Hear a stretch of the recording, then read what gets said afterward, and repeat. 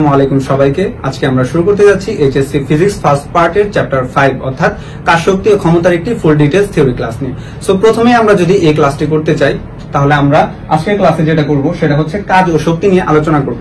So কাজ কি জিনিস সেটা যদি আমরা বুঝতে চাই বা কাজ করতে চাই তাহলে আমাদের প্রথমেই দুইটা শর্ত ফিল আপ করতে হবে। একটি হচ্ছে কোনো বস্তুর উপর বল প্রয়োগ করতে হবে এবং অপরটি হচ্ছে বল প্রয়োগের ফলে বস্তুটা সরণ হতে হবে, তাহলে কেবল কাজ হবে।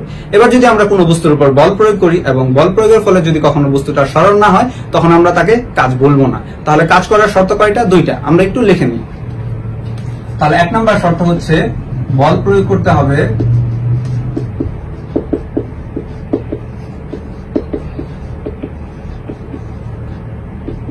2 নম্বর শর্ত হচ্ছে সরণ হতে হবে।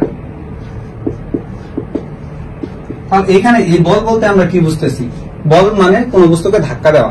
আর যদি আমরা ফিজিক্সের ভাষায় বল কি জিনিস সেটা বুঝতে চাই তাহলে বল হচ্ছে যা স্থির বস্তুর উপর ক্রিয়া করে, গতিশীল করে বা করার চেষ্টা করে, এবং গতিশীল বস্তুর উপর ক্রিয়া করে, গতির পরিবর্তন করে বা করার চেষ্টা করে, তাকে আমরা কি বলবো? বল বলবো। তাহলে জিনিসটা যদি আমরা এক্সাম্পলের সাহায্য নিই তাহলে এখানে হচ্ছে একটি পাথর ছিল, এই বিন্দুতে এখানে মিস্টার হাবলু দাঁড়িয়ে ছিল, সে কি করলো? পাথরটিকে বল প্রয়োগ করলো, মানে ধাক্কা দিল।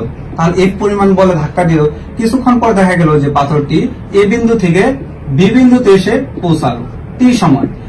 তাহলে পাথরটাকে ধাক্কা দেওয়ার ফলে পাথরটা সরণ হয়, তাহলে সরণের ফলে বস্তুটা এ থেকে বি বিন্দুতে এসে পৌঁছায়। তাহলে একে আমরা কি বলবো? কাজ বলবো। তাহলে এটা ধাক্কা দিছে, তার মানে কি স্থির পাথর ছিল, তাকে গতিশীল করছে, তাহলে একে আমরা কি বলবো? বল বলবো। এবং গতিশীল করার ফলে কি হয়েছে? বস্তুটা সরণ হয়েছে, যার ফলে আমরা কি বলবো? কাজ বলবো। কারণ কাজ করার শর্ত কি? এই যে দুইটা, বল প্রয়োগ করতে হবে এবং সরণ হইতে হবে। তাহলে এই অধ্যায়ে আমরা কি নিয়ে আলোচনা করব? কাজ কিভাবে সম্পাদিত হয় সেটা নিয়ে আলোচনা করব। তাহলে এবার কোন ধরনের বল দ্বারা কাজ সম্পাদিত হয় সেটা নিয়ে আমরা আলোচনা করব। সাধারণত এই অধ্যায়ে আমরা দেখব যে দুই ধরনের বল দ্বারা কৃত কাজ সম্পাদিত হয়। একটি হচ্ছে ধ্রুব বল দ্বারা কৃত কাজ, অপরটি হচ্ছে পরিবর্তনশীল বল দ্বারা কৃত কাজ। তাহলে এবার জিনিসটা কি আমরা একটু দেখি। তাহলে বল সাধারণত দুই ধরনের হয়। একটি হচ্ছে ধ্রুব বল,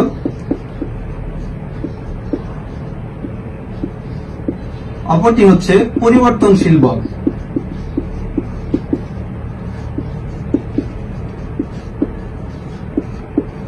আজকের ক্লাসে আমরা পড়বো যে ধ্রুব বল দ্বারা আসলে কিভাবে কৃত কাজ হয়। তাহলে কৃত কাজ করার আগে বোঝার চেষ্টা করবো যে ধ্রুব বল জিনিসটা কি। তাহলে ধ্রুব বল কি? কোন বস্তুর উপর যতক্ষণ বল প্রয়োগ করা হবে ততক্ষণ যদি বলের মান ও দিকের কোনো পরিবর্তন না হয় তখন তাকে আমরা কি বলবো? ধ্রুব বল বলবো। তাহলে আমরা যদি এই এক্সাম্পলটা সাহায্য নিই তাহলে এই এক্সাম্পলে একটি পাথরকে মিস্টার হাবলু নামে যে ব্যক্তি ছিল সে এর পরিমাণ বল প্রয়োগ করছে। আমরা ধরে নিই এখানে সে 5 নিউটন বল প্রয়োগ করছে। 5 নিউটন বল প্রয়োগ করার ফলে 2 সেকেন্ডে বস্তুটার সরণ হয়েছে হচ্ছে 3 মিটার। তাহলে একে আমরা কি বলবো? এই কাজকে আমরা বলবো কি?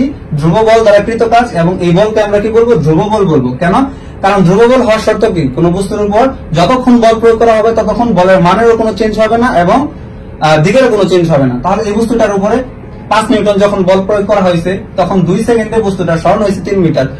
তাহলে আমরা দেখতেছি যে 1 নম্বর সেকেন্ডেও বস্তুটার উপর প্রয়োগিত বলের মান ছিল 5 নিউটন এবং 2 নম্বর সেকেন্ডেও প্রয়োগিত বলের মান ছিল এই 5 নিউটনই। তার মানে কি? বলের মানের কোনো চেঞ্জ হয় না এই 2 সেকেন্ডে।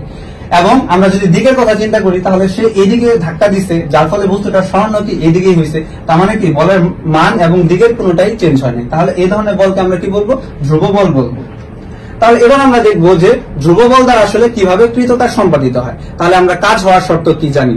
যে কোনো বস্তুর উপর বল প্রয়োগের ফলে যদি বস্তুটা সরণ হয় তাহলে বল ও বলের দিকে সরণের উপাংশের গুণফলকে কাজ বলে। তাহলে এখানে বল প্রয়োগ করছি, বস্তুটার উপর সরণ হয়েছে, তাহলে বল আরেকটা নতুন জিনিস কি অ্যাড হয়েছে? বল ও বলের দিকে সরণের উপাংশের গুণফলকে আমরা কি বলছি? কাজ বলছি।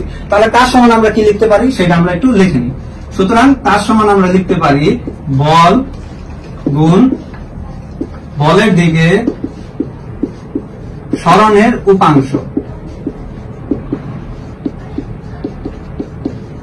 আমরা জানি কাজকে কি দ্বারা প্রকাশ করা হয়? W দ্বারা, মানে ওয়ার্ক। আর বলকে কি দ্বারা প্রকাশ করা হয়? F দ্বারা, মানে ফোর্স।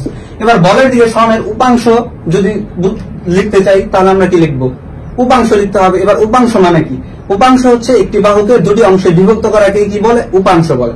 এখন আমরা এই উপাংশটা কিভাবে বের করব সেটা যদি আমরা বুঝতে চাই তাহলে আমাদের খুব সহজেই একটি উদাহরণের সাহায্য নিতে হবে। তাহলে আমরা যদি একটি উদাহরণের সাহায্য নেই তাহলে আমরা এখানে দেখবো একটি গোল পোস্ট আছে।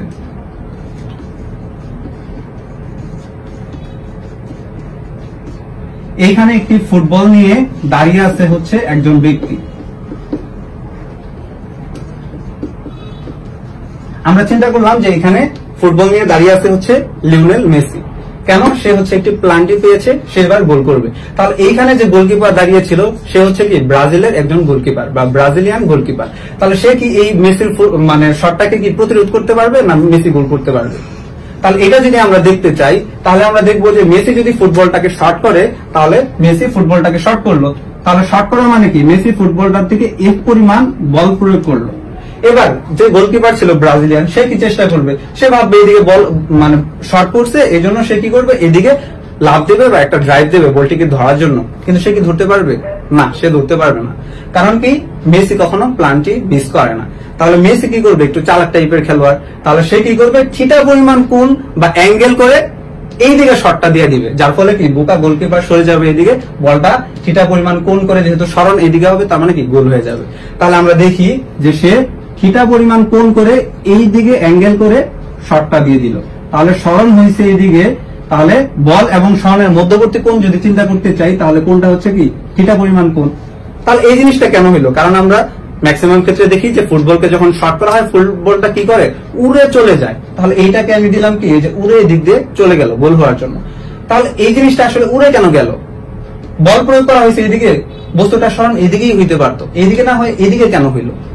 কারণ হচ্ছে এইদিকে যে ফুটবলটার উপর বল প্রয়োগ করা হয়েছে এই বলের পাশাপাশি এইখানে আরেকটি বল কাজ করে, সেটা কি সরাসরি উলম্ব বরাবর। এই বলের কারণে বস্তুটা এইদিকে সরণ না হইটা সরণটা হয়েছে এইদিকে, যেটা কি এই যে ব্রাজিলের যে গোলকিপার ছিল সে বুঝতে পারে নাই, যার ফলে কি অনেক সহজেই গোল হয়ে গেছে। সো এই জিনিসটা যদি সে বুঝতে চাইতো তাহলে তাকে কি করতে হইতো?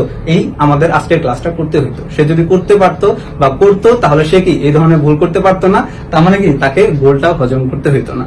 সো আমাদের এই গোলের মধ্যেও বা খেলার মধ্যেও আমাদের ফিজিক্স আছে। সো এবার যদি এই জিনিসটাকে আমি একটু জুম করে দেখতে চাই বা একটু বড় করে দেখতে চাই তাহলে আসলে কি হইলো? মেসি যখন বল প্রয়োগ করলো, আমরা চিন্তা করি বলের পরিমাণ হচ্ছে এফ, তাহলে বস্তুটা সরণ হয়েছে এইদিকে, তাহলে সরণ হচ্ছে এইদিকে,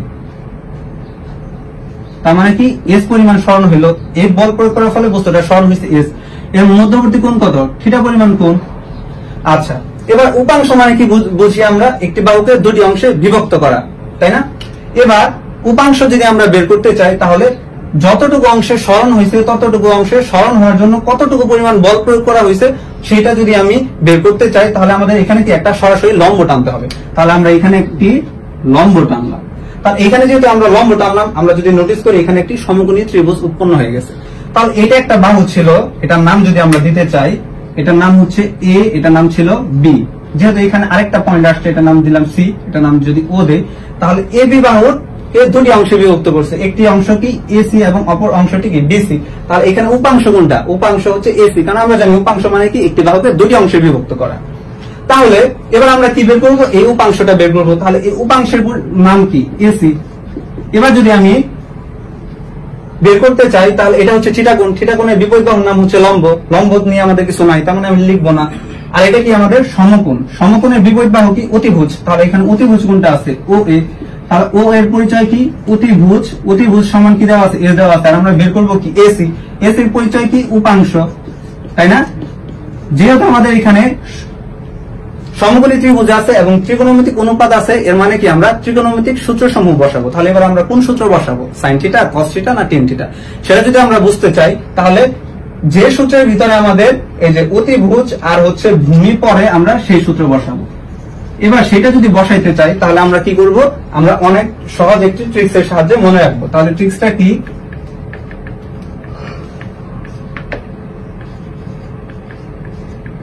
সা লে ও গাছে কু ভুয়ো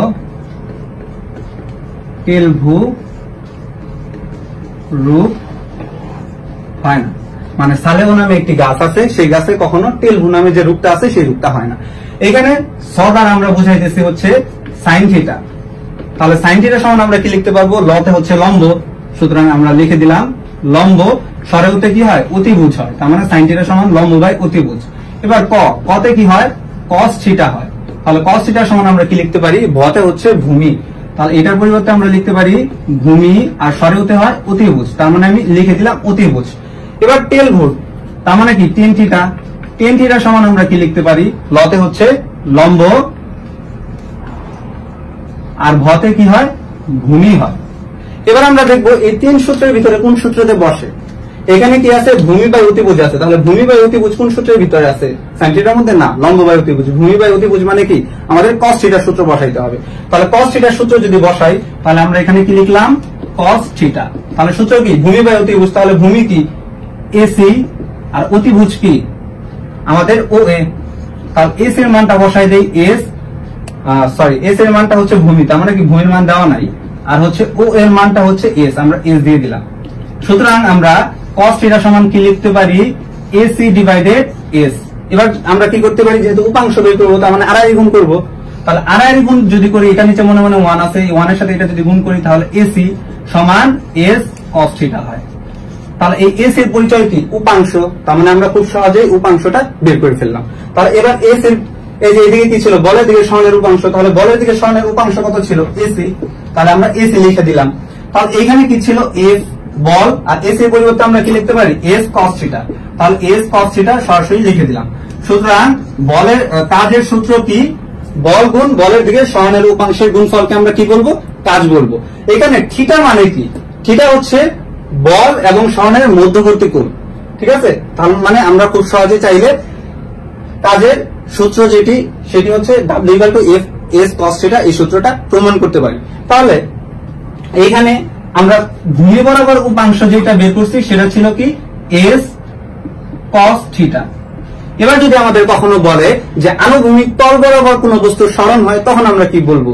তাহলে আনুভূমিক তল বরাবর বলতে কি বোঝানো হইতেছে, আমরা যদি কোনো বস্তুকে এই যে এইখানে রাখি, এটা কি আনুভূমিক তল, মানে নিচ থেকে একটা ব্লক বা কোনো বস্তুকে যদি ধাক্কায় ধাক্কায় আমি উপরের দিকে উঠাইতে চাই, তাহলে আমাদের আসলে উপাংশ কোনটা হবে, তাহলে আমাদের উপাংশ তখন হবে এই যে এইটা, ঠিক আছে।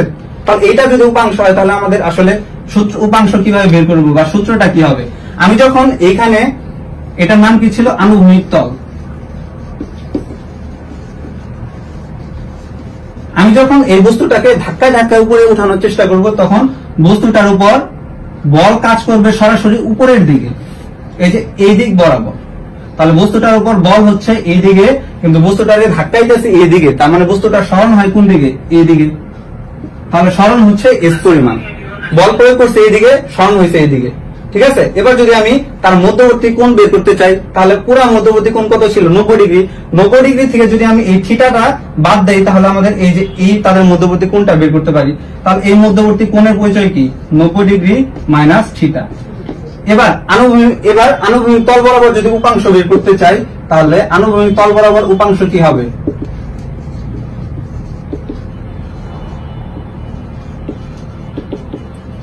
তাহলে সূত্র কি ছিল আমাদের, W/Fs cos থিটা। তাহলে আমি Fs লিখলাম, cos লিখলাম। এবার থিটা পরিচয় কি, 90 ডিগ্রি থেকে যদি আমি থিটা পরিমাণ কোণ মাইনাস করি, তখনই কি আমরা এই যে এই থিটাটা পাবো। তাহলে আমরা কি করলাম, 90 ডিগ্রি মাইনাস থিটা। তাহলে কি হয়, Fs cos কিছু নাই, মানে মনে মনে এখানে 1 আছে, তাহলে আমরা কি লিখতে পারি, 1 গুণ 90 ডিগ্রি মাইনাস থিটা। আমরা কি জানি, ত্রিকোণমিতিক অনুপাতে যদি কখনো মান আমাদের কি বেজোড় সংখ্যক হয়, তাহলে আমাদের যে অনুপাতটা আছে সেই অনুপাত চেঞ্জ হয়ে যায়। তাহলে এখানে যে কোণের পরিমাপ আমরা করছি, কোণের সামনে আমাদের কি এখানে বেজোড় সংখ্যা আছে, তার মানে বেজোড় সংখ্যা যদি হয়, তাহলে অনুপাত কি হয়ে যাবে, চেঞ্জ হয়ে যাবে। যেহেতু cos থিটা আছে, তার মানে কি cos থিটা থেকে sin থিটা হয়ে যায়।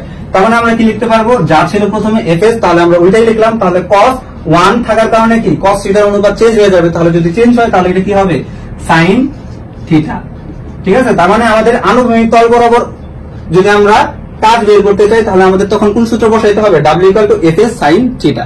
তাহলে এখন এই যে এই S sin থিটা মানে কি, এটা হচ্ছে উপাংশ। উপাংশ মানে কি, কোন বরাবর, এই যে এখানে উলম্ব বরাবর। তাহলে এই যে এইটাকে আমরা কি লিখতে পারি, S sin থিটা। তাহলে S sin থিটা বলতে কি, y অক্ষ বরাবর যে উপাংশটা হয়েছে, এই উপাংশটা হচ্ছে S sin থিটা, আর x অক্ষ বরাবর যদি উপাংশ হয়, তাহলে এটার নাম কি, S cos থিটা। তার মানে আমরা কাজ বের করতে পারি যদি কখনো আমাদের আনুভূমিক তল বরাবর উপাংশ বা আনুভূমিক তল বরাবর কাজ বের করতে বলে তখন আমরা এই সূত্র ইউজ করব, আর যদি আমাদের ভূমি বরাবর কখনো কাজ বের করি তখন আমরা এই সূত্র ব্যবহার করব।